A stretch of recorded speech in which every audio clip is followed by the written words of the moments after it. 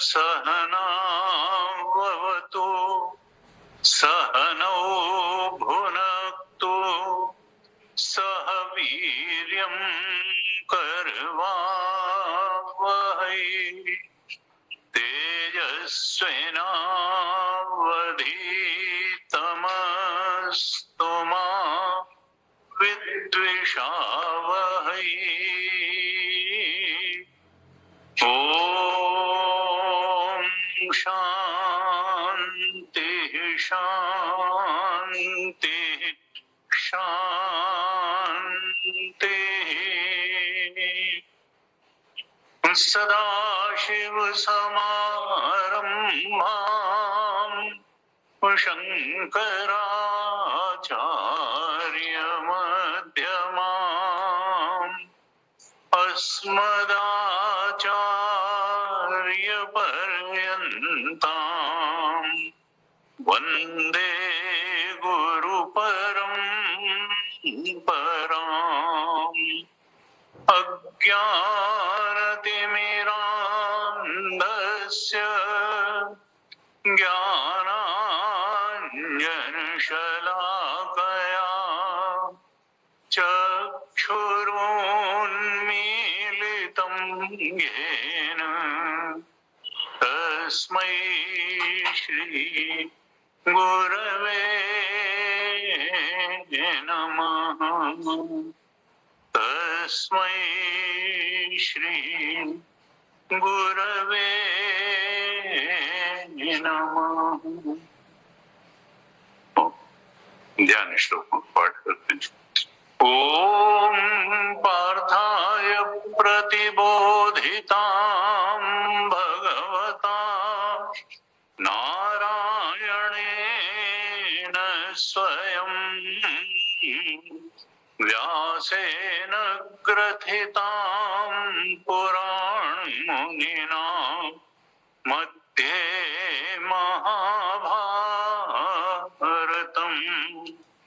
अद्वैतामृतवर्षिणीं भगवती अष्टादशाध्यायिनीम् अम्ब त्वामनुसन्दधामि भगवद्गीते भवद्वेषिणीम्।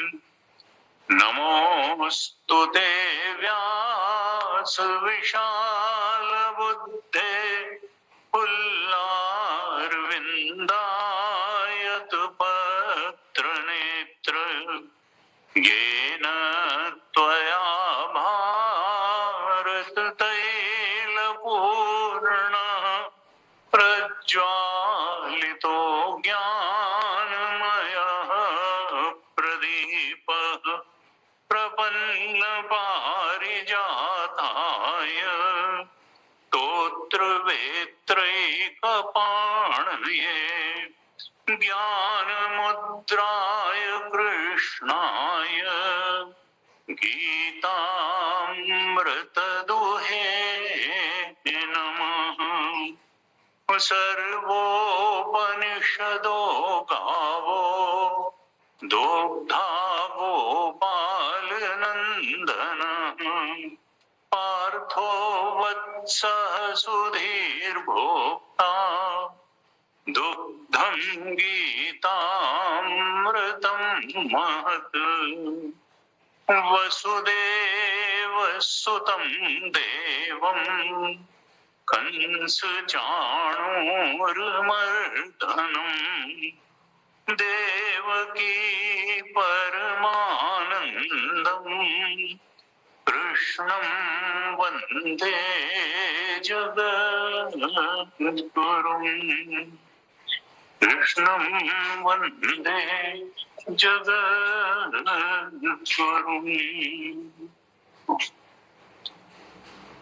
चौथे अध्याय पर, श्रीमद् भगवद गीता के 4th चैप्टर पर हम लोग चर्चा कर रहे थे।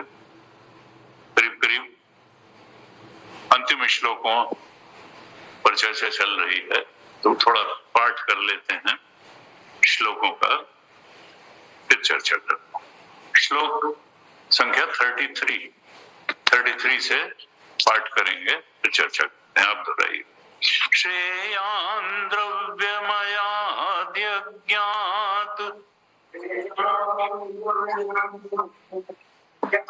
ज्ञानयज्ञः परन्तप सर्वं कर्माखिलं पार्थ ज्ञाने परिसमाप्यते तद्विद्धि प्रणिपातेन परिप्रश्नेन सेवया उपदेक्षन्ति ते ज्ञानम् ज्ञानिनस्तत्त्वदर्शिनः यज्ञात्वा न पुनर्मोहम् एवं यास्यसि पाण्डव येन भूतान्यशेषेण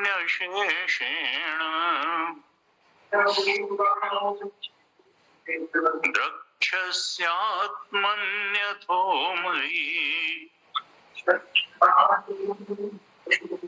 अपि चेदसि पापेभ्यः सर्वेभ्यः पापकृत्तमः सर्वं ज्ञानप्लवेनैव प्रजिनं सन्तरिष्यसि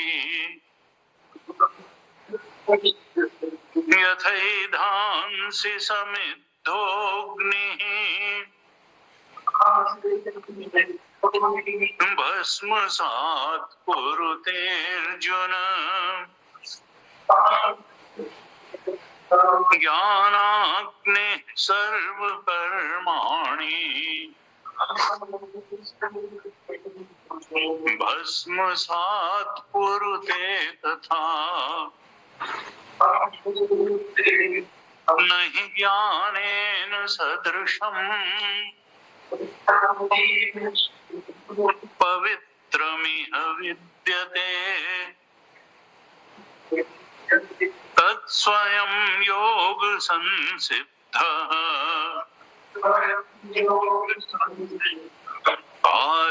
कालेनात्मनि विन्दति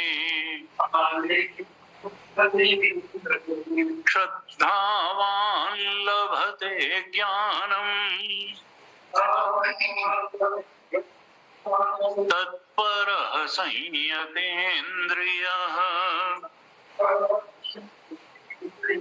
ज्ञानं लब्ध्वा परां शान्तिम् अचिरेणाधिगच्छति अज्ञश्च अश्रद्धधानश्च संशयात्मा विनश्यति नायं लोकोऽस्ति न परो न सुखं संशयात्मनः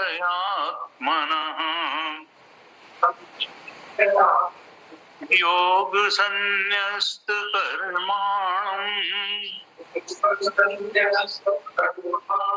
ज्ञान संचिन्न संशयम्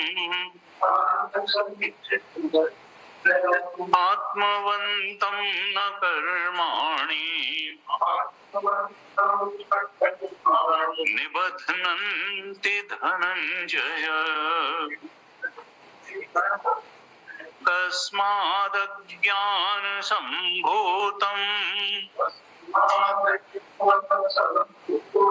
हरस्थं ज्ञानासिनात्मनः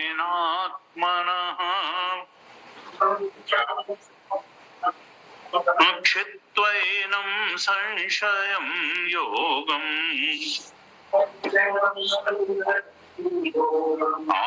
आतिष्ठोत्तिष्ठ भारत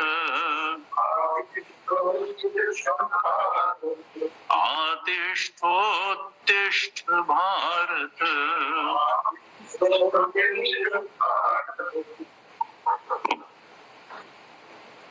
भगवान चौथे अध्याय में जो मनुष्य का सर्वोच्च लक्ष्य है और जिसको केवल मनुष्य ही प्राप्त कर सकता है, वहां तक पहुंचने की बात अर्जुन को समझा। तो बातें वेदांत की, गीता की, उपनिषद की दो ही हैं। वो है कि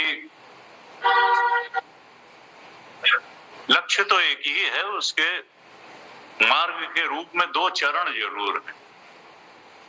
और लक्ष्य क्या है कि चेतना को उसके सर्वोच्च उत्कर्ष तक पहुंचा देना। और चेतना का सर्वोच्च उत्कर्ष क्या है, जो गुरुदेव ने BMI चार्ट में कहा कि ओंकार स्वरूप का बोध। क्योंकि हम तो जड़ चेतन ही ग्रंथि भरी गई है। हम अपने को शरीर भी मानते हैं जो जड़ है, जो यहीं पड़ा रह जाएगा जब चेतन इससे निकल जाएगा, और हम अपने को चेतन भी मानते हैं। हम तो दोनों का मिक्सचर हैं। तो फिर हम चेतन की पोजीशन क्या मानते हैं शरीर में का चेतन?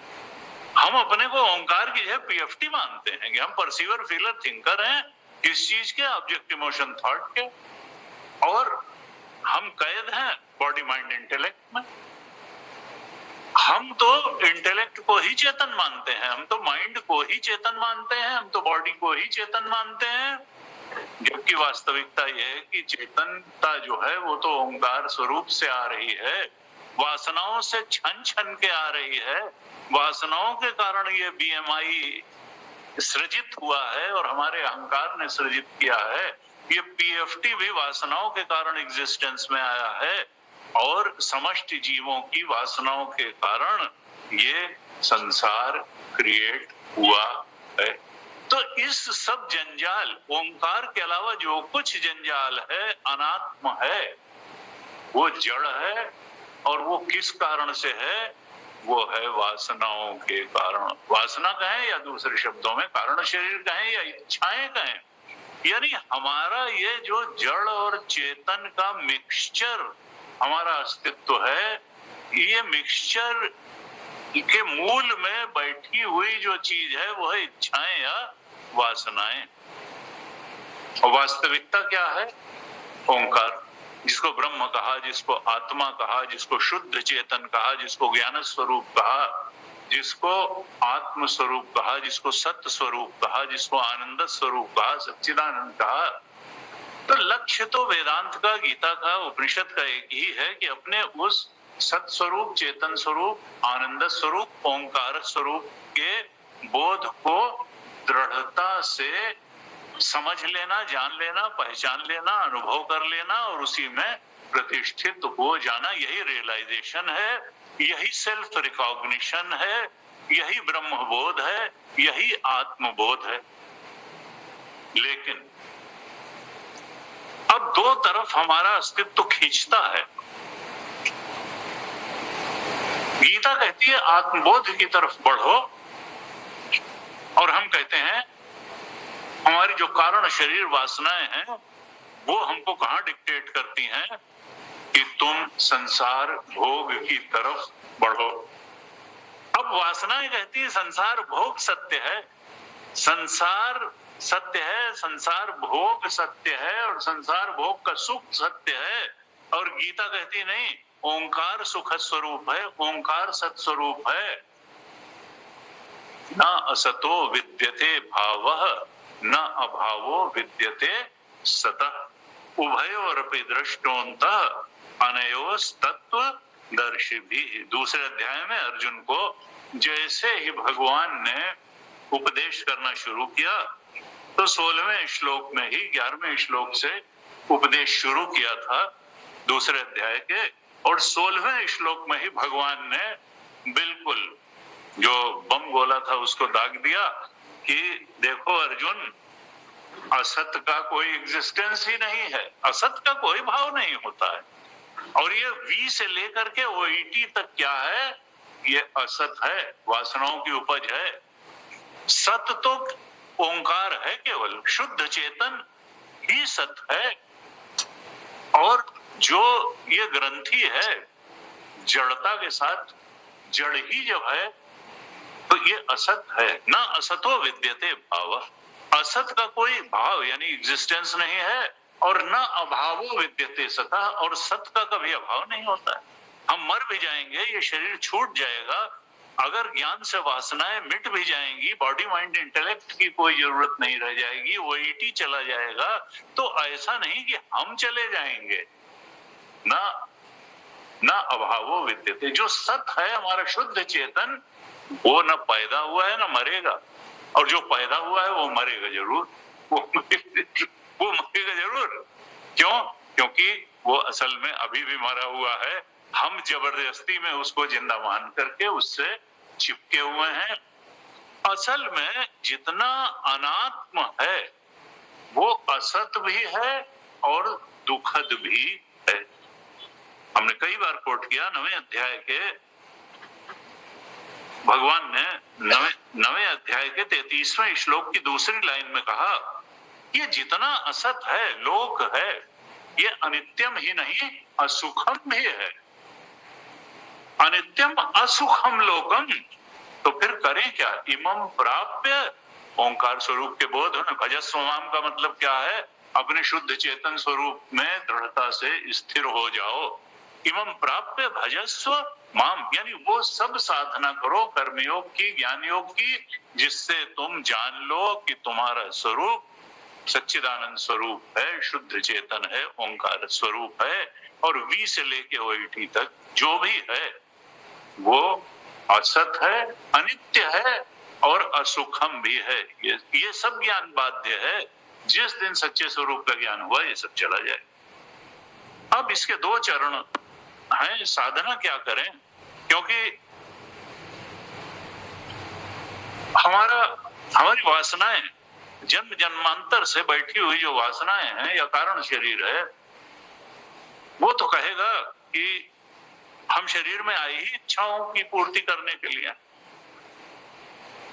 और हमको इस अज्ञान ने ग्रस्त कर रखा है। वासना का ही दूसरा नाम अज्ञान ही है, इच्छाओं का ही दूसरा नाम अज्ञान है या वासनाएं हैं। और वो कहती हैं कि नहीं नहीं, इस संसार में जितनी ज्यादा इच्छाएं पूरी कर लोगे तुम, उतना ज्यादा तुम सुखी हो जाओगे, और ये संसार सच्चा है और ये सुख देने में भी समर्थ है। और गीता कहती है नहीं, ये संसार कोई सच्चा बच्चा नहीं है, जो अनित्य है। यह रज्जु सर्पवत है, रज्जो यथा अहेर ब्रह्म। यहाँ तो भगवान ही सत्य है, चेतन सत्य है, राम जी सत्य है, परमात्मा कृष्ण सत्य है, यानी आत्मा सत्य है, ब्रह्म सत्य है, जगन मिथ्या है।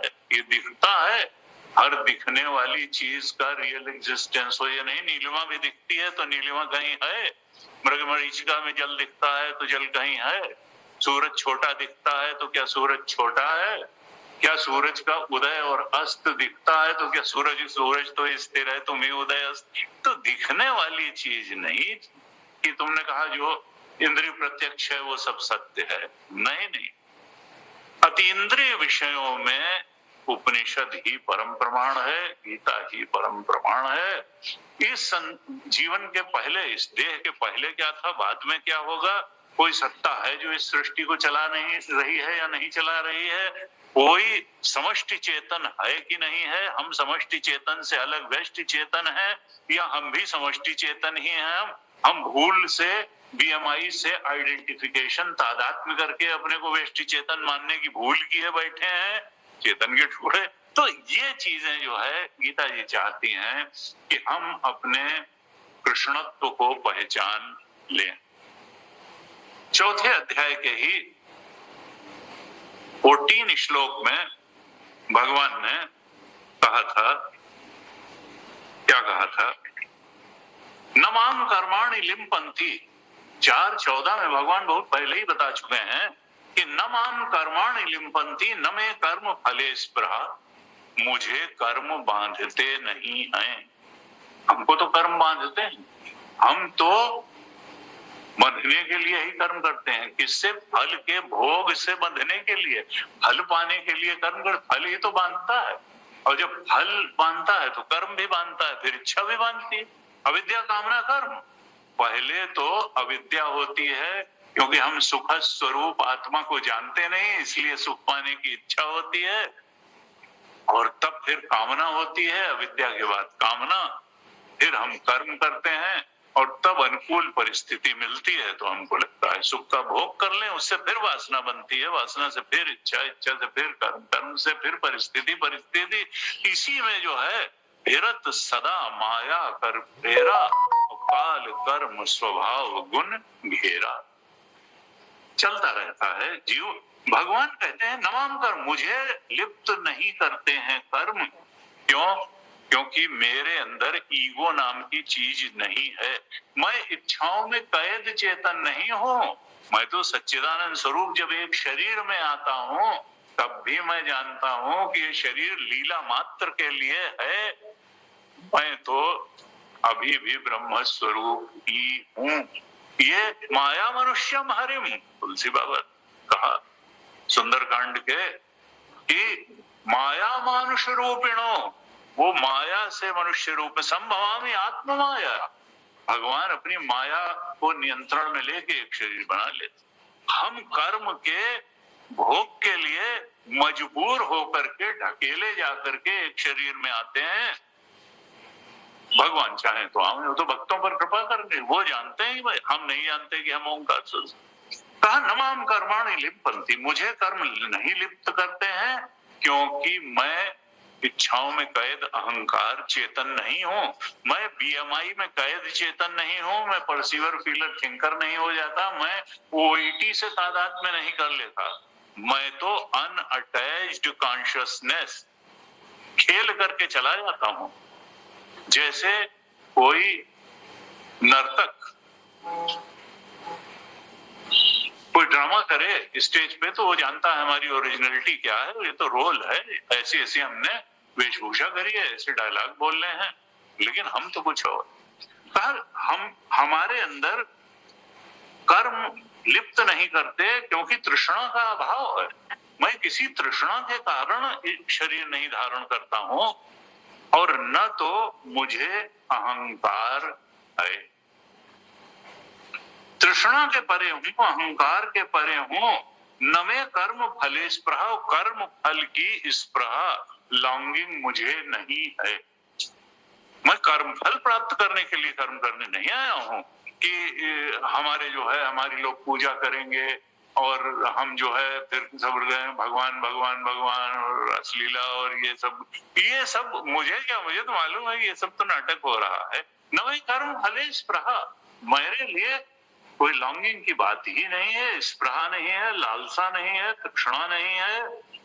और जो मुझे इस रूप में इतिमाम यो अभिजानाति, जो मेरे ऐसे स्वरूप को जान लेता है कि भाई जो कृष्ण की आत्मा है, स्पृहा जिसमें नहीं है, जिसमें लिप्तता नहीं है, जिसमें अहंकार का, तृष्णा का, लालसा का अभाव है, ऐसी ही हमारी आत्मा भी है।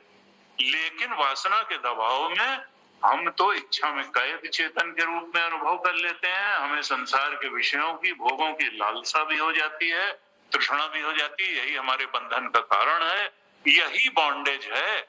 और असंगो हम आत्मा जो है कभी किसी से लिप्त ही नहीं हुई, इस रूप में अगर हम कृष्ण को पहचान ले और अपनी आत्मा को पहचान ले तो फिर हम अभी और यहीं मुक्त हैं। बात केवल समझदारी और नासमझी की है। अगर हम अपने, और हम चेतन हैं। जानवर क्या होता है? जानवर 90% शरीर है और 10% चेतन। वो भी जानता, तभी तो बचाता है अपने को। दीवार अपने को बचाती नहीं है क्योंकि वो 100% जड़ है।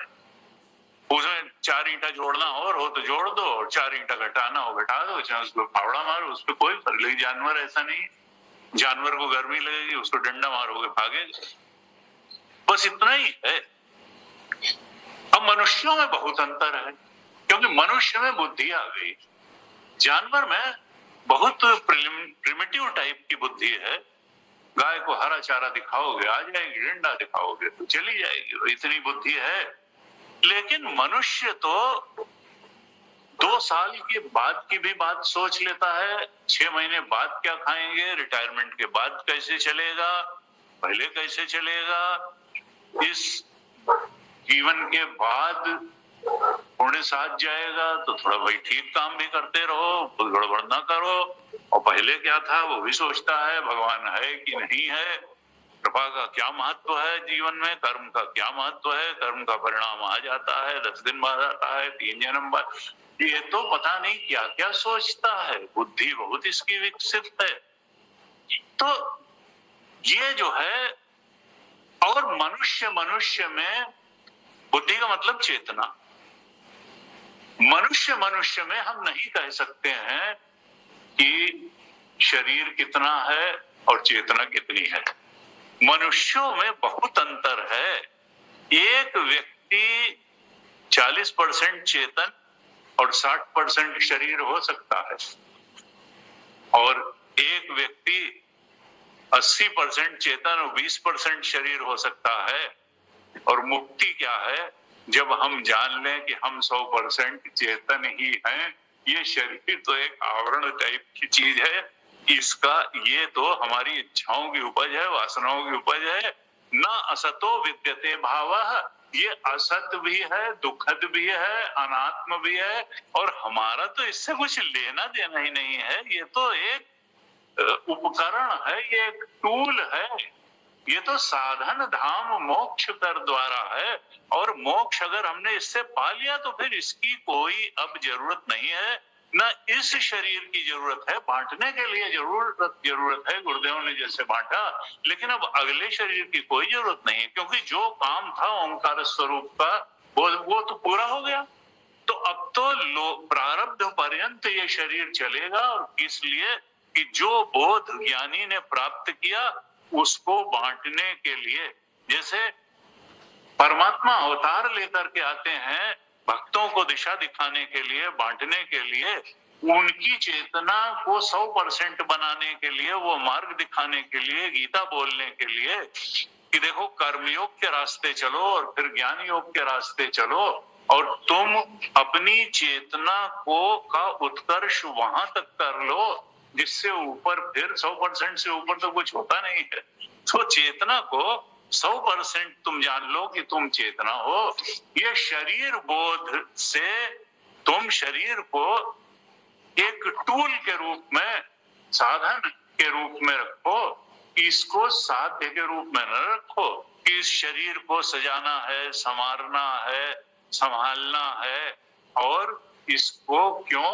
क्योंकि जितना हट्टा कट्टा और ऊर्जावान शरीर होगा तो हम ज्ञानेंद्रियों को भोगेंद्रियां बना करके संसार के शब्द स्पर्श रूप रस गंध का उतना ही भोग कर पाएंगे, और जितना ही भोग कर पाएंगे उतना ही जीवन को कृतार्थ और धन्य मानेंगे। ऐसी एक सामाजिक धारणा भी है। और चूंकि उन भोगों को प्राप्त करने के लिए जिसके पास जितना ज्यादा पैसा है उतना ज्यादा भोग पदार्थ है, इसलिए हम पैसे को भी महत्व देंगे, और फिर जिसके पास जितनी बड़ी कुर्सी है उसको भी उतने भोग प्राप्त हैं, क्योंकि इंद्रियों से ही नहीं मन भी, ये सबसे बड़ा भोग तो मन करता है। कि भाई तुमको कितने लोग पहचान रहे हैं, कितने लोग नमस्ते कर रहे हैं, तो फिर वसपुत्रेषणा वित्तेषणा और लोकेषणा की जो पूर्ति है यही जीवन का उद्देश्य है। और गीता जी क्या कहती हैं कि देखो इस शरीर से तुमको अलग अपने को जान लेना, इस संसार का महत्व इच्छाओं के कारण है, इच्छाओं से अपने को अलग जान लेना, पीएमआई पीएफटी और ओईटी से अपने को अलग जान लेना, ओंकार स्वरूप जान लेना। ऐसा अगर तुमने 100% चेतन जान लिया, तुमने इस खुरपी में किसान ने मैं बुद्धि कर ली है, अहंकार कर रखा है, यही चेतन के टुकड़े नहीं हो सकते। स्थूल में इतनी ताकत कहाँ है कि वो सूक्ष्म के टुकड़े कर सके, और चेतन तो आकाश से भी सूक्ष्म है, आकाश के ही टुकड़े नहीं हो सकते तो चेतन प्राणियों की उनका ये चीज जब होती है तब व्यक्ति ततो न विजुगुप्सते, ईशावास ने कहा उपनिषद में कि तब घृणा जीवन से विदा हो जाती, क्योंकि शरीर का कोई अस्तित्व नहीं है, शरीरों में ही अंतर है, वी से लेकर ओईटी तक में अंतर है, लेकिन ओंकार तो सब में चेतन बन करके बैठा है। किसी ने आज जान लिया है कि हम 100% चेतन हैं, और कोई 50 जन्म बाद जान लेगा कि हम 100% चेतन हैं। इसीलिए गुरुदेव ने कहा कि स्पिरिचुअलिटी के क्षेत्र में, अध्यात्म के क्षेत्र में 0% फेल्योर है। जिसने राइट डायरेक्शन में एक कदम बढ़ा दिया तो काल तो इल्यूजन है, जो वृत्ति होती है तो वृत्ति के क्रम को ही काल कहते हैं, काल का कोई ज्यादा मतलब नहीं है, और साधना साथ जाएगी, हमारी दुर्वासनाएं भी साथ जाती हैं, हमारी सद्वासनाएं भी साथ जाती हैं, सत्संग भी साथ जाता है और दुसंग भी साथ जाता है, तो मुक्ति तो होगी। इस जन्म में हो गई बहुत अच्छा है, नहीं तो अगले जन्मों में हो जाएगी, लेकिन होना यही है। तो गीता जी कहती हैं कि देखो जानवर विचार नहीं करते, ये विचार से ही ये संभव है, ज्ञान से ही संभव है, और इस ज्ञान को विचार को करने के लिए शुद्ध अंतःकरण चाहिए, जो कर्मयोग से प्राप्त होगा। इसलिए जो 12 यज्ञ बताए वो द्रव्य यज्ञ थे, कर्म इंद्रिय संयम रूप यज्ञ, मन संयम रूप यज्ञ, निष्काम कर्म रूपी यज्ञ। इनका शुभ परिणाम क्या है कि अंतःकरण शुद्ध हो जाएगा, ये सत्य का विचार करने और सत्य को धारण करने लायक बन जाएगा। इसलिए द्रव्य यज्ञों की भी, ये शरीर भी एक द्रव्य ही है, इंद्रिय संयम भी एक द्रव्य यज्ञ ही है, ये 12 यज्ञों में बताया। मन संयम भी एक द्रव्य यज्ञ ही है। तो मन संयम करना, अपने चरित्र को संभालना, अपने व्यवहार को संभालना, अपनी वाणी को संभालना, अपनी ज्ञानेंद्रियों को संभालना, अपनी कर्मेंद्रियों को संभालना, अपने मन को संभालना, अपने संबंधों को संभालना, ये सब द्रव्य यज्ञ है। और संभाल करके इनको कैसा बनाना, इतना शुद्ध पवित्र निर्मल और एकाग्र बनाना कि जिससे आत्मचिंतन किया जा सके, स्वरूप का, ओंकार स्वरूप का चिंतन किया जा सके, जिससे जीवन में अनासक्ति आ सके, मिथ्या से आसक्ति विदा हो सके, मिथ्या से वैराग्य हो सके, अनित्य से वैराग्य हो सके, अशुभ से वैराग्य हो सके, और जो दुखद है, जो असत है, जो अनात्म है, उससे वैराग्य हो सके। वैराग्य बहुत बड़ी चीज है आध्यात्मिक साधना में, क्योंकि जब तक हम छोड़ेंगे नहीं, हृदय रिक्त नहीं होगा, तो परमात्मा आके वहां बैठेंगे कैसे, ओंकार स्वरूप का बोध वहां बैठेगा कैसे। इसलिए आसक्तियों का त्याग, देहासक्ति का त्याग, विषयासक्ति का त्याग, संसारासक्ति का त्याग, और संसार की आसक्ति के भी केंद्र में देह की आसक्ति बैठी है, क्योंकि देह को हमने साधन धाम न मान करके भोग का धाम माना हुआ है, इच्छा पूर्ति का धाम माना हुआ है, और यही बंधन का कारण है। और जिस समय हम इसको साधन धाम मानते हैं, हम भगवान शंकराचार्य के दिखाए सिद्धांत को मानते हैं कि बंधन का कारण केवल अविचार है, अविचार कृतो बंधा, और विचारेण निवर्तते, केवल विचार से ही इस बंधन की निवृत्ति, क्योंकि बंधन कहीं है ही नहीं। बंधन कहाँ है? बंधन तो अज्ञान के कारण है। वहां पड़ी थी रस्सी और हमने सांप देख के डरे चले जा रहे हैं। तो ये गुरु के निर्देशन में ये विचार कर लेना कि वहां सांप नाम की कोई चीज ही नहीं है, वहां तो रस्सी है। वहां कहाँ अटैचमेंट किए बैठे हो? जो चीज है नहीं, जो असत है और दुखद है और अनात्म है, जो है ही नहीं, उससे कैसा आकर्षण और कैसा तादात्म्य और कैसा अटैचमेंट? अनासक्ति तो होनी ही चाहिए। तो वैराग्य केंद्र में है। तुलसीदास जी ने कहा बिन गुर होए न ज्ञान, और ज्ञान की होए विराग बिन। दो ही कंडीशंस बताई। एक तो गुरु हो जो बताए कि भाई बीएमआई चार्ट में क्या है, तुम्हारा स्वरूप ओंकार स्वरूप है, यानी ज्ञान देने वाला हो, सच्चा और शुद्ध ज्ञान देने वाला गुरु हो, जो शास्त्र का शुद्ध अर्थ बता सके। और उसके पहले वैराग्य हो, तो कम से कम वैराग्य से अंतःकरण निर्मल हो। बिन गुर होए कि ज्ञान, ज्ञान की होए विराग बिन। बिना वैराग्य हुए ये नहीं है। तुलसी मन तो एक है, भावे तहां लगाओ, चाहे हरि की भगति कर, चाहे विषय कमाओ। या तो फिर हम इन ज्ञानेंद्रियों को भोगेंद्रिया बना करके संसार आसक्ति, देहासक्ति, विषय आसक्ति का ही जीवन जी सकते हैं, और या हम वैराग्य से भर करके विचार का, आत्मचिंतन का ही जीवन जी सकते हैं। दोनों एक साथ नहीं हो सकता, क्योंकि भोग, कामनाओं के भोग के केंद्र में भी विचार बैठा हुआ है, और आत्मबोध के केंद्र में भी विचार ही बैठा हुआ है। आत्मा के सच्चे स्वरूप का बोध होगा तो उसका भी माध्यम विचार ही होगा, और संसार के भोग पदार्थ को पाने का भी माध्यम हमारा विचार ही होगा। संसार में जो बड़े बड़े गड़बड़ करते हैं लोग, बड़े इंटेलिजेंट होते हैं, मूढ़ व्यक्ति तो बेचारा मजदूरी करता पैदा होता है, मर जाता है। चार्ल्स शोभराज अपना मुकदमा खुद लड़ लेते थे। जो इंटेलिजेंट लोग हैं वही गड़बड़ भी करते हैं और वही मुक्त भी होते हैं। तो हमने विचार की शक्ति जो हमको भगवान ने कृपा करके दी है, उसका उपयोग क्या किया?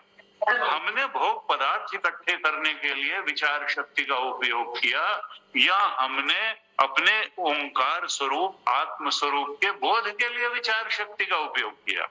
हम जिस काम के लिए ये ऐसा कल्प वृक्ष हमको दिया हुआ है परमात्मा ने, विचार शक्ति रूप कल्प वृक्ष, कि हम इससे जो चाहे मांग सकते।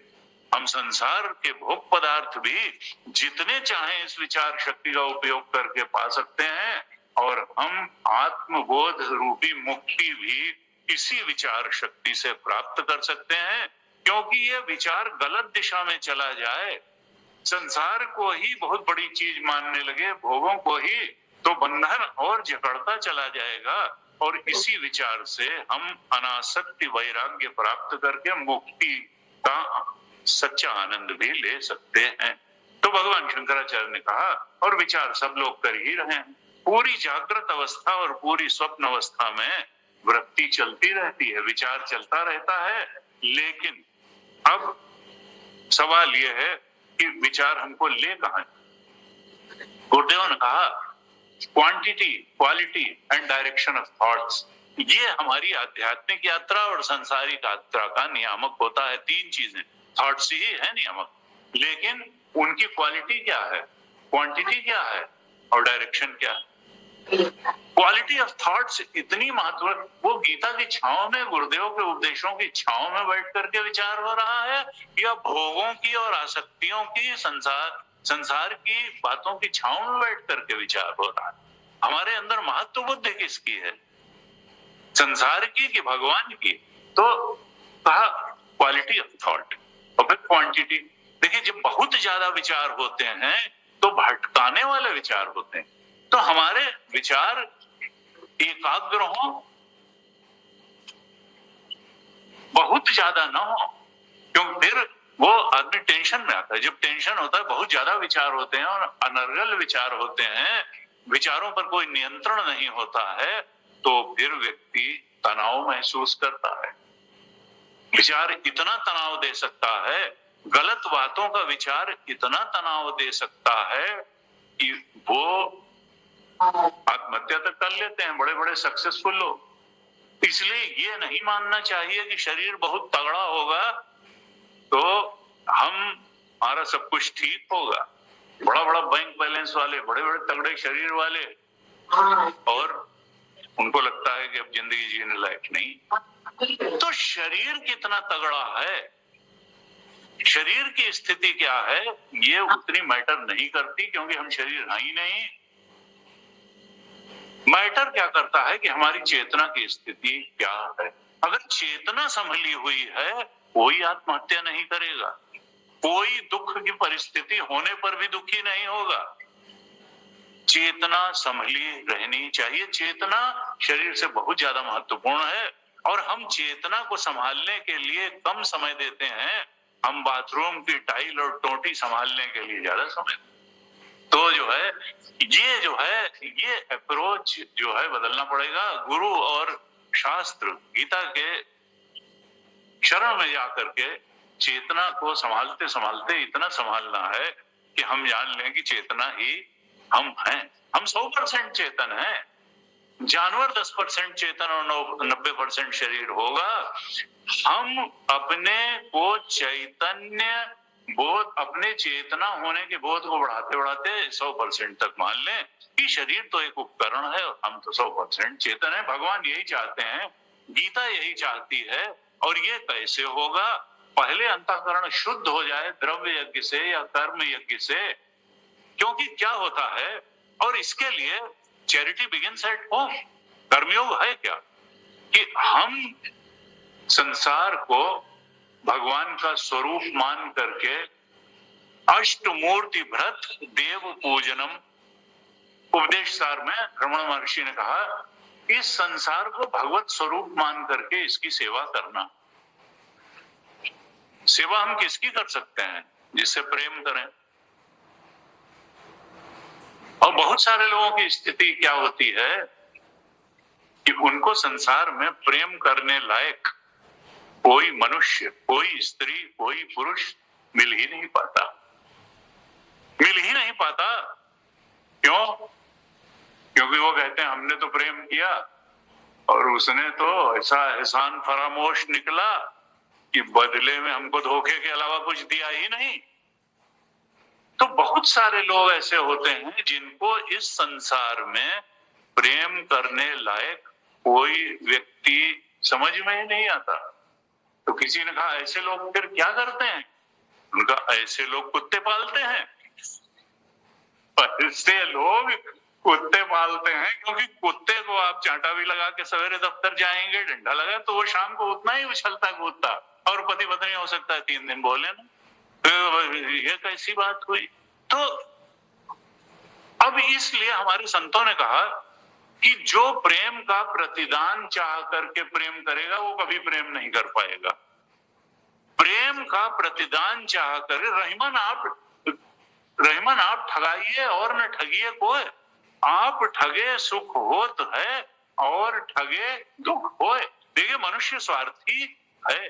बृहदारण्यक में कह दिया याज्ञवल्क्य ने मैत्रेयी से कि अरे मैत्रेयी, पति के लिए पति प्रिय नहीं होता, अपने सुख के लिए पति प्रिय होता है, पत्नी के लिए पत्नी प्रिय नहीं होती, अपने सुख के लिए पत्नी, मित्र के लिए मित्र प्रिय नहीं होता, अपने सुख के लिए पुत्र प्रिय नहीं होता, अपने सुख के लिए धन प्रिय नहीं होता, अपने सुख के लिए धन प्रिय तो आत्मनस्तु कामाय सर्वम प्रियम भवति। अपने सुख के लिए सब कुछ प्रिय होता है। तो ये तो मनुष्य की एक सामान्य स्वभाव है कि वो अपना सुख चाहता है, और असल में अपना सुख चाहना एक उसकी मजबूरी भी है, क्योंकि अपना सुख चाह करके वो आत्मा को चाहता है, लेकिन वो सोचता है कि दूसरा जो है कोई उसको मिल जाएगा, कोई प्राणी पदार्थ परिस्थिति तो आत्मा मिल जाएगी। असल में आत्मनस्तु कामाय सर्व, असल में सुख देने वाली बहुत चीजों को जानते हैं, और जिसके लिए सुख चाहिए उसको नहीं जानते। असल में आत्मा सुखद स्वरूप है। हम चाहते तो आत्मा को हैं, लेकिन ये समझ नहीं पाते कि आत्मज्ञान के अलावा सच्चा सुख पाने का कोई बाहर कोई वो सुख दे ही नहीं सकता है जो आत्मबोध दे सकता है, क्योंकि विषय का धर्म सुख है नहीं। कोई स्त्री पुरुष प्राणी पदार्थ परिस्थिति आपको वो सुख नहीं दे सकती जिसकी आपको जन्म जन्मांतर से तलाश है। ना आपका शरीर दे सकता है, न दूसरे का, न कोई परिस्थिति, न गाड़ी, न बंगला, न धन। वो आत्मबोध ही वो सुख दे सकता है। और इसीलिए आत्मा सबसे ज्यादा प्रिय है। सबसे ज्यादा प्रिय हमको अपना आपा है और सबसे ज्यादा प्रिय हमको सुख है। इसका मतलब आत्मा सुख स्वरूप है। यही तो वेदांत का तर्क है। क्योंकि आप अपने को सबसे ज्यादा प्रेम करते हैं और आप सुख को सबसे ज्यादा प्रेम करते हैं। आत्मा अगर सुख स्वरूप न होता तो आप अपने को सबसे ज्यादा प्रेम न करते। लेकिन हम सुख देने वाली चीजों के बारे में बहुत परेशान होते हैं, आत्मबोध के बारे में नहीं होते हैं। तो यहाँ पर कहा भगवान ने गीता में कि देखो, तुम कर्मयोग करके, द्रव्य यज्ञ करके अंतःकरण को निर्मल कर लो, शुद्ध कर लो, पवित्र कर लो, और उसके बाद में तुम जान लो कि बात खत्म नहीं हो गई है, अभी साधना पूरी नहीं हुई है। 33वें श्लोक में कहा, जहां से हमने आज पाठ किया था, कि श्रेयान द्रव्यमयाद यज्ञ ज्ञान यज्ञ परंतपा। द्रव्य यज्ञ से यानी कर्म योग से ज्ञान योग आगे की बात है। तुमको केवल वैराग्य, गुरु बिन होए न ज्ञान, ज्ञान की होए विराग बिनु। कर्मयोग तुमको वैराग्य की पराकाष्ठा पर खड़ा कर देगा, अंतःकरण को शुद्ध कर देगा, मोह कलिल के पार ले जा करके खड़ा कर देगा। गीता जी के दूसरे अध्याय के 52वें श्लोक में ये बात भगवान ने कही। लेकिन उसके बाद अभी गुरुमुख से आत्मा के बारे में श्रवण मनन करके, निधिध्यासन करके, निर्विकल्प समाधि कि मैं ओंकार से इसको प्राप्त करना बाकी है, वो ज्ञान यज्ञ है, वो सांख्य योग है, वो ज्ञान यज्ञ है। तो कर्म योग के बाद, द्रव्य यज्ञ के बाद अभी ज्ञान यज्ञ बाकी है। गुरु के उपदेश का श्रवण मनन निधिध्यासन करना है। इसीलिए फिर कहा था कि सर्वम कर्माखिलम पार्थ ज्ञाने, पर सारे कर्मों की समाप्ति ज्ञान में हो जाती है। कर्म क्या करेगा? ये कर्म की सार्थकता क्या है?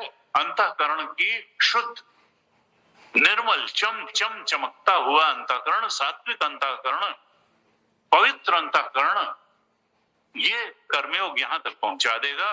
और फिर ज्ञान यज्ञ वो जिज्ञासु बना देगा, गहरा जिज्ञासु बना देगा, गुरु की शरण में पहुंचा देगा और गुरु द्वारा दिए गए ज्ञान को आत्मसात करने की सामर्थ्य भी कर्मयोग जुटा देगा। और फिर ऐसे अंतःकरण से जब हम श्रवण मनन निधिध्यासन करेंगे तो हम ओंकार स्वरूप के बोध में प्रतिष्ठित हो जाएंगे।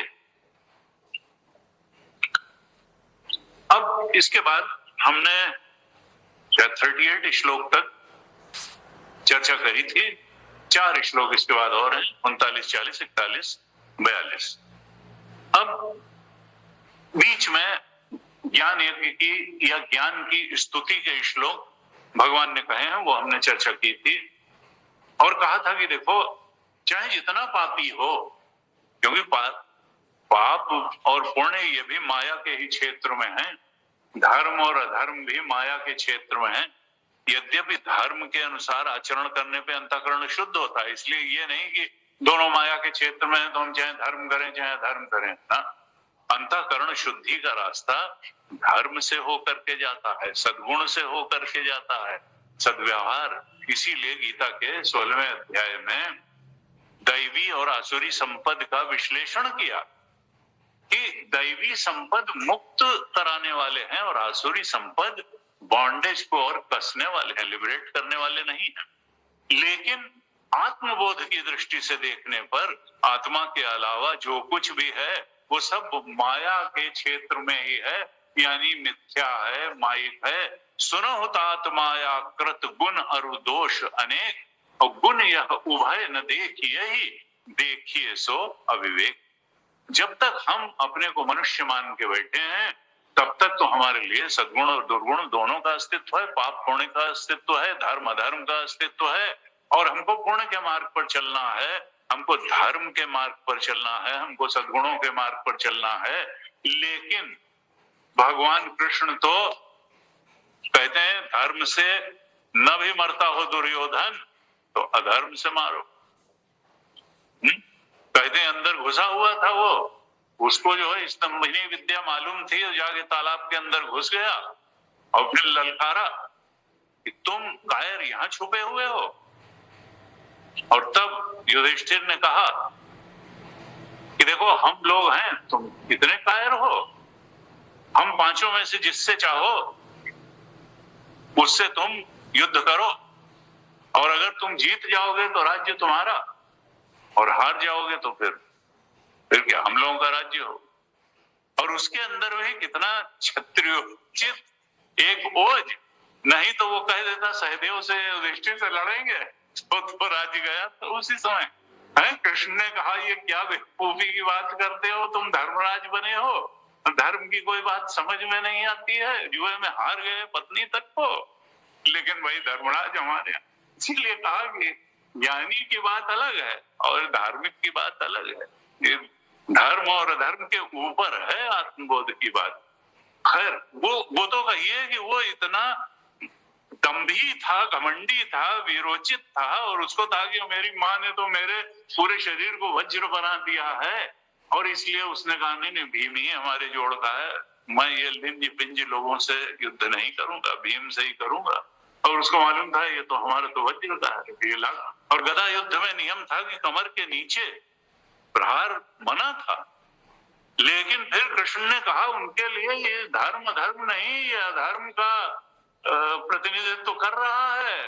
अब भीम तुम इससे पार नहीं पा पाओगे, अब छोड़ो धर्म और अधर्म और गदा युद्ध के, तुम इसकी जान तोड़ो, क्योंकि इसके अलावा इसको मारने का कोई उपाय नहीं है।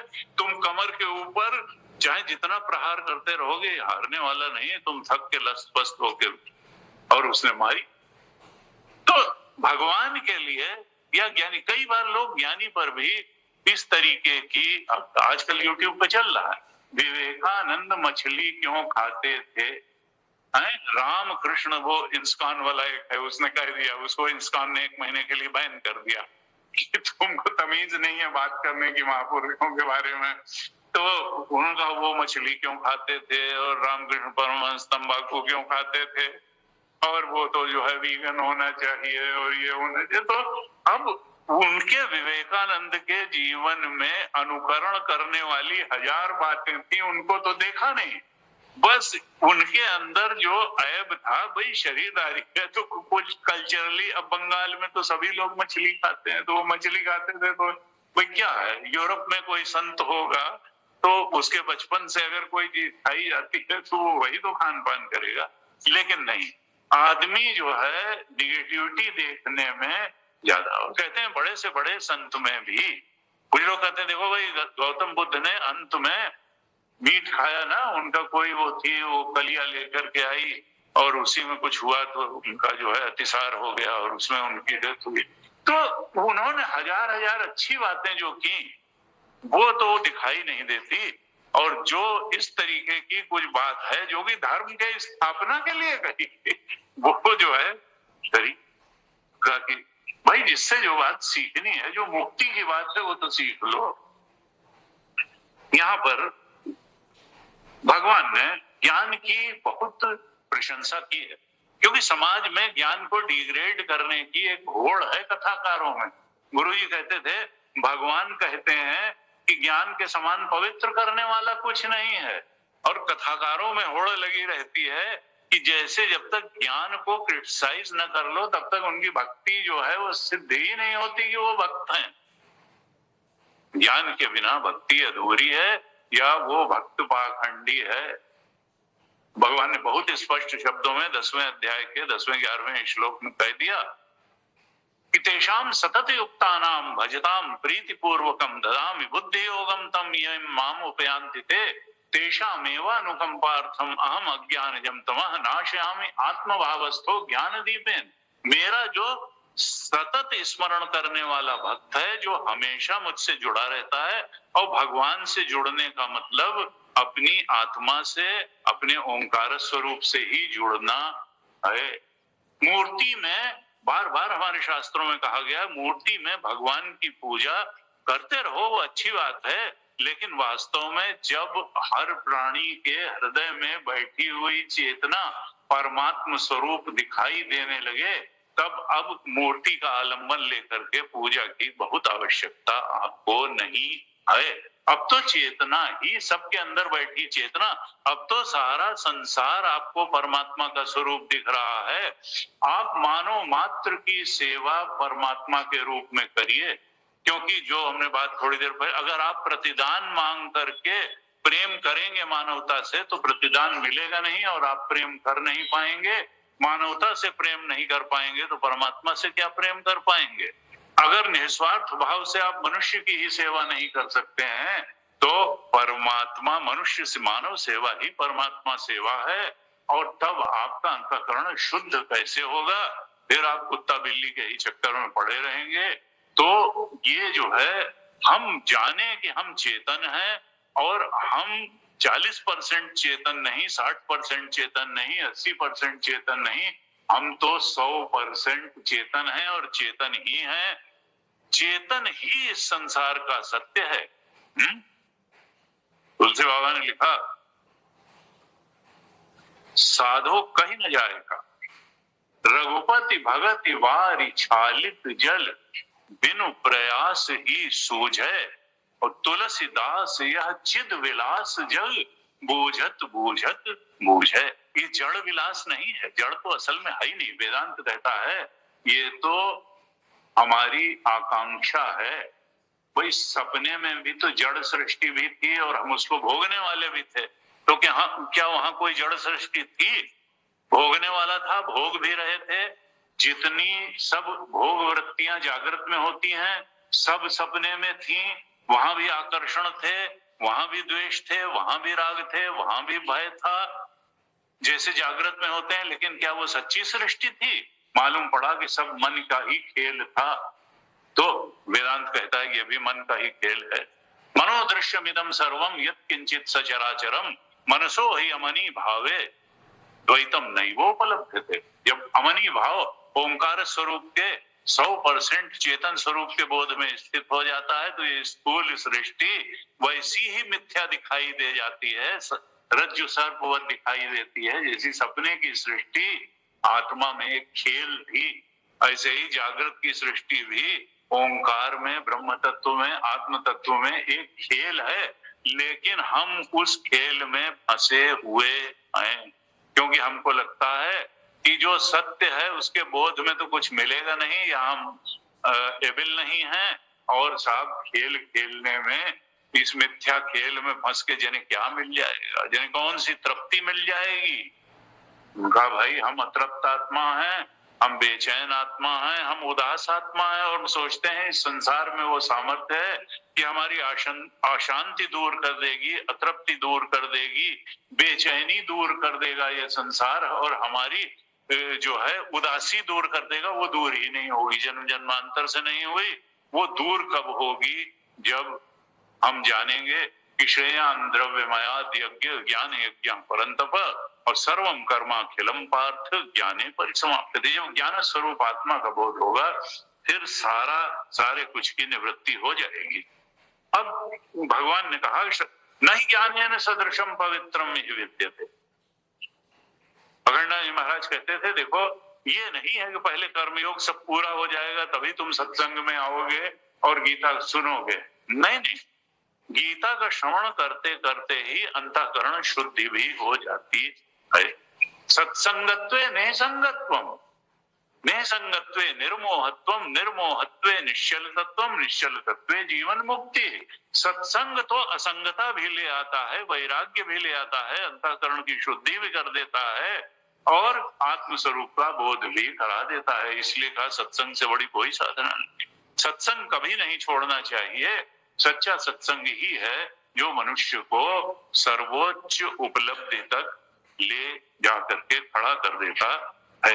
इसलिए कहा नहीं ज्ञानेन सदृशम पवित्रम। इस संसार में ज्ञान के समान पवित्र करने वाला, यानी आत्मबोध प्रदान करने वाले सत्संग से बढ़कर के कुछ नहीं है। तत्स्वयं योग संसिद्ध कालेन आत्मनिविन्दति। योग संसिद्ध उस ज्ञान को कैसे, तत् उस ज्ञानेन, जिससे बढ़ करके कुछ नहीं है, तत् उस ज्ञान को कौन पाता है? कर्मयोग की पराकाष्ठा, वैराग्य की पराकाष्ठा पर अंतःकरण की शुद्धि को प्राप्त किया हुआ, उसी को कहा योग संसिद्ध। कर्म योग की सिद्धि अर्थात वैराग्य अर्थात मोह के कीचड़ से जिसका अंतःकरण शुद्ध हो चुका है, तत्स्वयं योग संसिद्ध, उस ज्ञान को, तत् को कालेन आत्मनिविंदति, अपने आत्मबोध के रूप में ही कर्मयोगी पा जाता है कुछ समय बाद। कुछ समय क्यों लगता है? क्योंकि अब श्रवण मनन निधिध्यासन में कुछ समय लगेगा। गुरु के वचनों को सुनने में, उनके अर्थ के बोध को दृढ़ता से धारण करने में कुछ काल लगेगा। इसलिए कर्मयोग के बाद ज्ञान योग की पुष्टि, ज्ञान योग की पराकाष्ठा तक पहुंचने में कुछ समय लगता है। जब बहुकाल करिय सत्संगा, तबहि होई सब संशय भंगा, और जाई सुनत सकल संदेहा, रामचरण होई अति नेहा। तुलसीदास जी ने कहा। तो कालेन आत्मनिविंदन, और इसके बाद में 38 तक हमने चर्चा करी थी। 39 में कहा, ये हम कई बार इस श्लोक पर चर्चा कर भी चुके हैं, कि श्रद्धावान लभते ज्ञानम तत्पर संयतेन्द्रिय, और ज्ञानम लब्ध्वा पराम शांतिम, जिस शांति की, जिस सुख की तलाश हम संसार में करते हैं, घोड़ा गाड़ी मकान पुत्र पुत्री पत्नी मित्र धन कुर्सी, सब में हम जिस शांति की, सुख की, क्योंकि गीता जो है कहती है अशांतस्य कुतः सुखम, जिसके चित्त में शांति नहीं वो सुखी कहां से। तो इसलिए गीता में शांति को सुख से भी ऊपर माना गया। तो शांतिम, ज्ञान से क्या मिलेगा? कहा पराम शांतिम, शांति ही नहीं परम शांति मिलेगी। और कब मिलेगी? इधर ज्ञान हुआ साइमल्टेनियसली, हमको वो परम शांति मिलेगी। ज्ञानम लब्ध्वा पराम शांतिम अचिरेण अधिगच्छति, अचिरेण, टाइम नहीं होगा गैप दोनों के में, चिर का मतलब बहुत दिन बाद ना, अचिरेण। वहां कहा था योग संसिद्ध, कर्म योग के बाद अभी कालेन आत्मनिविंदति, लेकिन यहाँ कहा जब ज्ञान हो जाता है, ज्ञान योग यानी अपने आत्म स्वरूप के ज्ञान को प्राप्त कर लेता है, तब जो परम शांति है वो अचिरेणाधि, तत्काल प्राप्त होती है। यहाँ नहीं कि कालेन जो है शांति विंदति, न, वो कालीन वाली बात कर्म योग के बाद थी। अंतःकरण शुद्धि के बाद भी श्रवण मनन निधिध्यासन की साधना बाकी थी, लेकिन यहाँ जब वो हो गई गुरु के उपदेश से, ये तीन बातें हो गई, श्रद्धा भी हो गई शास्त्र और गुरु में, तत्परता भी हो गई। तत्परता का मतलब मंद प्रयत्न, ये भी हो सकता है श्रद्धा बहुत है, गुरु जी हमको अपना लीजिए आप। अरे तो गुरु जी ने दुत्कारा किसको? तुम तो अपनाओ गुरु जी को, तुम तो अपनाओ गीता को, गुरु जी अपनाने से क्या हो जाएगा? नहीं गुरु जी बस अपने चरणों में स्थान दे दीजिए, बस मुक्त कर दे। गुरु जी तुम अपने मुक्त करो भाई, गुरु जो है वो तो फ्रेंड फिलोसफर गाइड हो सकता है तुम्हारा, वो मुक्त कैसे कर देगा? है डॉक्टर साहब से आए कोई एमएससी में केमिस्ट्री में, डॉक्टर साहब हमें फर्स्ट क्लास फर्स्ट आ जाए तो कहेंगे भाई तुम पढ़ो तो हम तो मार्गदर्शन देने को तैयार थे, बाकी तो तुम करोगे। अगर तुम नहीं करोगे, तत्पर नहीं हो, संयतेंद्रिय नहीं हो, तो खाली श्रद्धा जो है गुरु के प्रति वो कुछ कर नहीं देगी। तो तत्पर यानी मंद प्रयत्न वाला ना हो, खूब चुस्ती के साथ प्रयास करने वाला हो, क्योंकि श्रद्धावान हो करके भी मंद प्रयत्न वाला हो सकता है, इसलिए का तत्पर हो। और अजितेंद्रिय भी हो सकता है। अजितेंद्रिय अगर होगा तो तप पूर्वक आत्मचिंतन आत्मबोध की तरफ तीव्रता से बढ़ेगा नहीं। यानी मनसश्च इंद्रियाणाम ऐकाग्रम परम, मन और इंद्रियों की एकाग्रता ही परम तप है, और यही जितेंद्रियता है, यही संयतेंद्रियता है।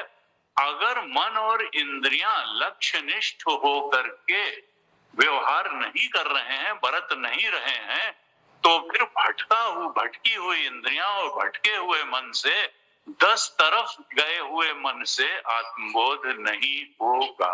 तो यहाँ 3 क्वालिटीज बता दी कि श्रद्धा भी हो, तत्परता भी हो, यानी मंद प्रयत्न वाला ना हो, और इंद्रिय और मन भटके हुए ना हो, जितेंद्रिय हो, संयतेंद्रिय हो, आचरण भी शुद्ध हो, इंद्रियों की एकाग्रता हो, मन की एकाग्रता हो।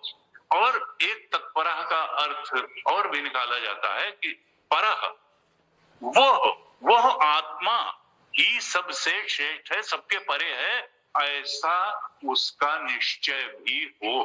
तत् माने वो जो ज्ञान स्वरूप आत्मा है, ओंकार स्वरूप आत्मा है, वही सर्वश्रेष्ठ है, वही सर्वोच्च वस्तु है जो पाने योग्य है।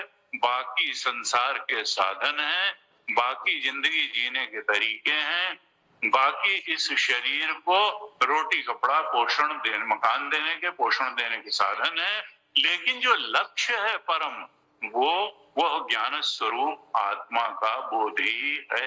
तत्पर है, और उसको श्रद्धावान प्राप्त करेगा, तीव्र प्रयत्न वाला प्राप्त करेगा, संयतेंद्रिय प्राप्त करेगा। और 3 और बता चुके थे 34वें श्लोक में कि अगर जान लो कि गुरु की शरण में, ज्ञान की शरण में श्रद्धावान, अगर ये जान लो कि श्रेयान द्रव्यमयाद यज्ञ ज्ञान यज्ञ परम तप, तो फिर उस ज्ञान को प्राप्त करने के लिए कहाँ जाओ? गुरु के पास जाओ। ज्ञानिनस्त, जो श्रोत्रिय ब्रह्मनिष्ठ गुरु है, जो उस बोध में स्थित है और शास्त्र के अर्थ को भी ठीक तरह से जानता है, उसके चरणों में जाओ और 3 काम करो। अहंकार से भर करके टेस्ट लेने न जाओ, बल्कि प्रणिपात करते हुए जाओ, विनम्रता पूर्वक जाओ, प्रणिपातेन परिप्रश्न, और जा करके अपनी शंकाओं को उसके सामने रखो। परिप्रश्नेन सेवया, और उसकी सेवा भी करो, या वो जो बताता है उसका सेवन करो, उसके ज्ञान को धारण करने का पूरा प्रयास करो। अब भगवान शंकराचार्य ने यहाँ 39 श्लोक में लिखा कि 3 तो साधनाएं बताई 39 श्लोक में, कि श्रद्धा हो, तत्परता हो, संयतेंद्रियता हो, और इसके अलावा पहले 3 जो बता चुके हैं 34 श्लोक में, उसके बाद ये बताने की जरूरत क्या पड़ी कि कोई कपट भाव से भी दंड प्रणाम कर सकता है, प्रणिपात करे, लेकिन अहंकार से भरा हुआ प्रणिपात कर ले, कपट पूर्वक कर ले। तो कहते हैं कि कपटी मनुष्य द्वारा भी श्रद्धा प्रकट की जा सकती है, मतलब प्रणिपात किया जा सकता है। तो इसलिए कपट से भर, केवल प्रणिपात से नहीं, श्रद्धा पूर्वक प्रणिपात होना चाहिए, श्रद्धा पूर्वक प्रश्न होना चाहिए, जिज्ञासा पूर्वक प्रश्न होना चाहिए, श्रद्धा पूर्वक सेवा होनी चाहिए। ये नहीं कि मैं तो मल्टी मिलियनर हूं। गुरु जी कहते थे कि नहीं, गीता जो है, गीता में हमें भी रुचि है। एक पंडित जी को लगा लिया है, पंडित जी को लगा लिया है और कहा 3 महीने में भाई गीता बता दो। तो पंडित जी आते हैं, उनका ये लगाए हुए पंडित जी से गीता का अर्थ कभी नहीं समझा पाएगा, क्योंकि उपदेश ये जो है श्रद्धावान लभते ज्ञानम तत्परा संयतेंद्रिय तद्विद्य प्रणिपातेन परिप्रश्नेन सेवा। ये जब प्रणिपात नहीं होगा, प्रश्न सेवा ये नहीं होगा, श्रद्धा नहीं होगी तत्परता से, तो वो लगाए हुए पंडित जी से न तो आज तक किसी को गीता के ज्ञान का बोध हुआ न होगा। ये चीजें चाहिए। श्रद्धा बहुत बड़ी चीज, श्रद्धा वित्तो भूत्वा, उपनिषद में कहा श्रद्धा बहुत बड़ा धन है। षट संपत्ति में श्रद्धा कहा, श्रद्धा बहुत बड़ा धन है, श्रद्धा वित्तो भूत्वा। श्रद्धावान ही प्राप्त करता है उस ज्ञान को। और तुलसी भगवान ने अपने अलग ढंग से ही कहा, उन्होंने कहा मन क्रम वचन छाण चतुराई और भजत कृपा करिहाई रघुराई। वहां कपट और चतुराई नहीं चलती है परमात्मा के दरबार में और गुरु के दरबार में और गीता और शास्त्र के दरबार में। वो तो चतुराई छोड़नी पड़ेगी, श्रद्धा लानी पड़ेगी। जे श्रद्धा संबल रहित नहीं संतन कर साथ, तिनका मानस अगम अति जिन्हि न प्रिय रघुनाथ। ऐसे कहा, श्रद्धा को उन्होंने कहा बल, ये श्रद्धा संबल रहे नहीं। और श्रद्धा आएगी कहां से? संतों के साथ से। संत जो है वो संग दोष हराहित है। भागवत में कहा वो संग के दोष को नष्ट कर देते हैं, अश्रद्धा के दोष को संत हर लेते। संग दोष हराहित है, इसलिए वैसे तो संग बहुत ठीक नहीं है आसक्ति, लेकिन साधु का संग मुक्त करने वाला है, संसार का संग बांधने वाला। संग दोष हराहित है। यहां पर इस प्रकार से कहा।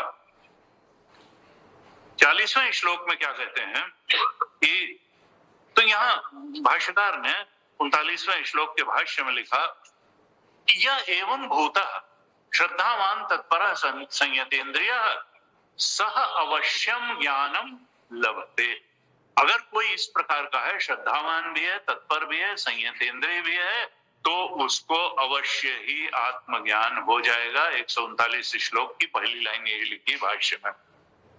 तो यह एवं भूतः श्रद्धावान तत्पर संयतेन्द्रिय सह अवश्यम ज्ञान, वो अवश्य ही ज्ञान को, इसमें कोई डाउट नहीं है। ये नहीं कि मिलेगा कि नहीं, लेकिन ये 3 क्वालिटीज होनी चाहिए। ऐसे ये 6 बताई, 6 साधन बताए 34 और 39 श्लोक में, और श्रवण मनन निधिध्यासन तो है ही।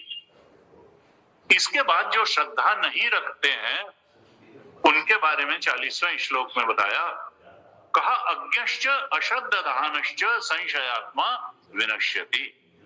जो अज्ञानी है, यानी हो सकता है लौकिक ज्ञान उसको बहुत हो, पढ़ा लिखा बहुत हो, लेकिन आत्मा का, अध्यात्म का कोई विशेष ज्ञान उसको नहीं हो, यहां उसको अज्ञ कहा। अज्ञानी यानी जो आत्मज्ञान से रहित है। अब एक तो रहित है और अश्रद्धान, और श्रद्धा भी नहीं करता। ज्ञानी के, ठीक है हमको ज्ञान नहीं है, तो अगर ज्ञानी के प्रति श्रद्धा हो तो कम से कम हम उससे ज्ञान, श्रद्धावान लभते, ज्ञान प्राप्त। लेकिन ये है तो अज्ञानी, आत्मज्ञान है नहीं और श्रद्धालु भी है, ये ज्ञानी के प्रति, शास्त्र के प्रति कोई श्रद्धा भी नहीं रखता है। 3 इसकी कहा, ये 3 बिल्कुल उल्टे हैं ये 39 श्लोक वाले के। अज्ञ है, अश्रद्धा वाला है, श्रद्धा करने में असमर्थ है, और संशयात्मा, शंका भी करता है कि पता नहीं ये लफाजी हमके चले जा रहे हैं क्या गीता में है? कुछ लोग बड़े इंटेलिजेंट, क्या गीता में सब बात ठीक लिखी है? नहीं, तुम्हारे चाचा सब बात ठीक कहते हैं, गीता में कहाँ ठीक बात लिखी है? तो ऐसे ऐसे महारथी हैं कि गीता को भी चैलेंज कर देते हैं।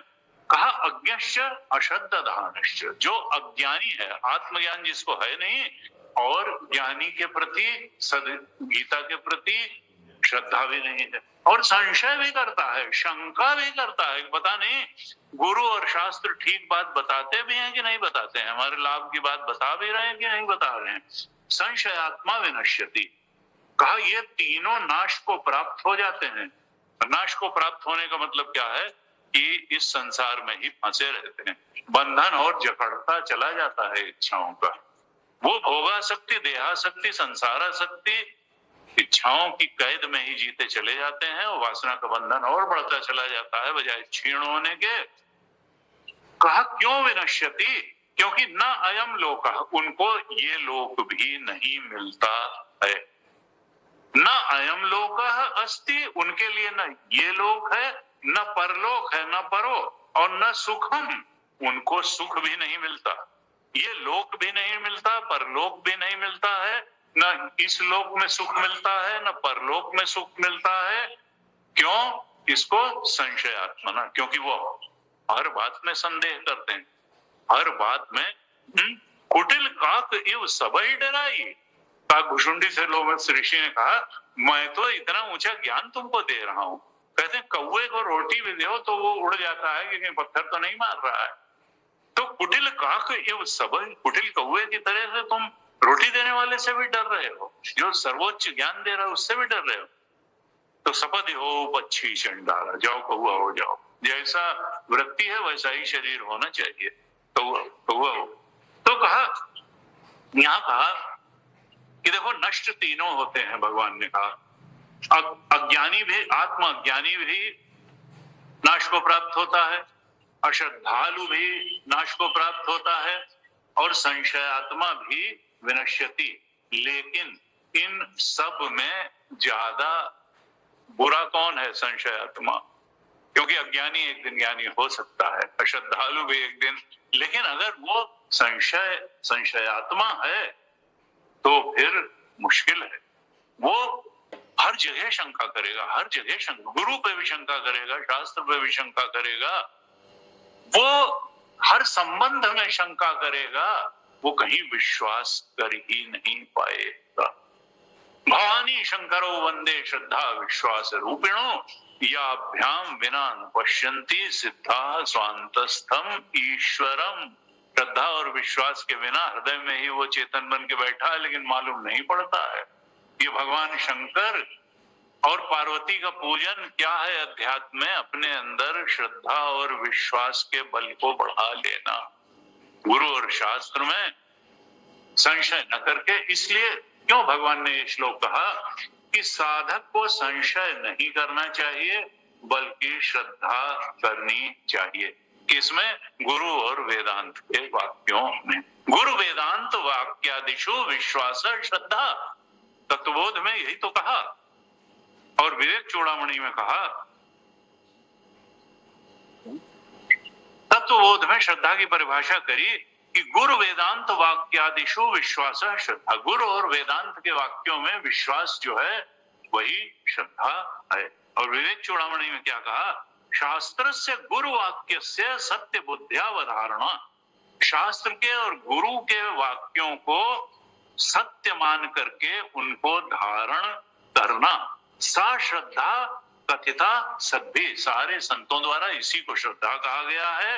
यया वस्तु उपलब्धते, जिससे आत्म वस्तु का बोध हो जाता है। विवेक चूड़ामणि के 25वें श्लोक में ये बात बताई गई। और कहा कि क्या है? हमको चित्त को हमेशा, तत्परता का मतलब क्या है? कि चित्त को हमेशा परम सत्य में लगाए रखना, इसी को समाधान कहा। और विवेक चूड़ामणि में कहा, सर्वदा स्थापनम बुद्धे शुद्धे ब्रह्मणि सर्वथा। अपनी शुद्ध बुद्धि को हमेशा ब्रह्म चिंतन में लगाए रखना। तत्समाधानम इति उक्तम न तो चित्तस्य लालनम। विवेक चूड़ामणि के 26वें श्लोक में कहा कि ये इसी को समाधान कहते हैं। चित्त को इधर उधर मनमानी ढंग से भटकाते रहने को समाधान नहीं कहते हैं, तत्परता नहीं कहते हैं। और कहा कि हमारे अंदर मोक्ष की इच्छा भी होनी चाहिए, प्रबल जिज्ञासा होनी चाहिए, उस परम सत्य के बोध में प्रतिष्ठित होने की गहरी से गहरी तीव्र इच्छा होनी चाहिए। उसी को मुमुक्षा कहते हैं। मोक्ष की इच्छा, स्वरूप बोध की इच्छा, उसको कहा विवेक चूड़ामणि में, अहंकारादि देहांतान बद्धान अज्ञान कल्पितान। अहंकार से लेकर के, यानी जो हम जीव माने बैठे हैं, शरीर और चेतना का मिक्सचर अपने को माने बैठे हैं, जड़ चेतन की ग्रंथि माने बैठे हैं, ये अज्ञान के कारण है ये मान्यता। इसी को तो अहंकार कहते हैं। अहंकारादि देहांत, अहंकार से लेकर के, जीवत्व से लेकर के, जड़ चेतन की ग्रंथि से लेकर के बॉडी माइंड इंटेलेक्ट तक, ये जितने बंधन हैं ये अज्ञान कल्पित हैं। यानी है वह नहीं, हमने जबरदस्ती इनको बंधन मान रखा है। वहां सांप है ही नहीं और हम सांप मान रहे हैं और उससे डर भी रहे हैं। अहंकारादि देहांतान बंधान अज्ञान कल्पितान स्वस्वरूप अवबोधेन मोक्तुम इच्छा मुमुक्षुता। अपने स्वरूप के बोध में दृढ़ता से स्थित हो जाने की इच्छा को ही मुमुक्षा कहते हैं। तो श्रद्धा भी होनी चाहिए, समाधान भी होनी चाहिए, मोक्ष की इच्छा भी होनी चाहिए।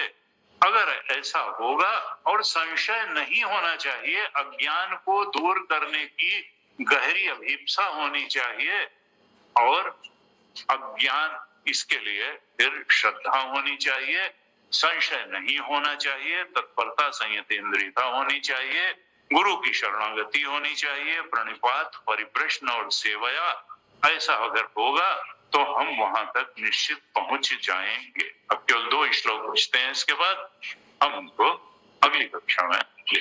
आज ओम पूर्णमदः पूर्णमिदं पूर्णात् पूर्णमुदच्यते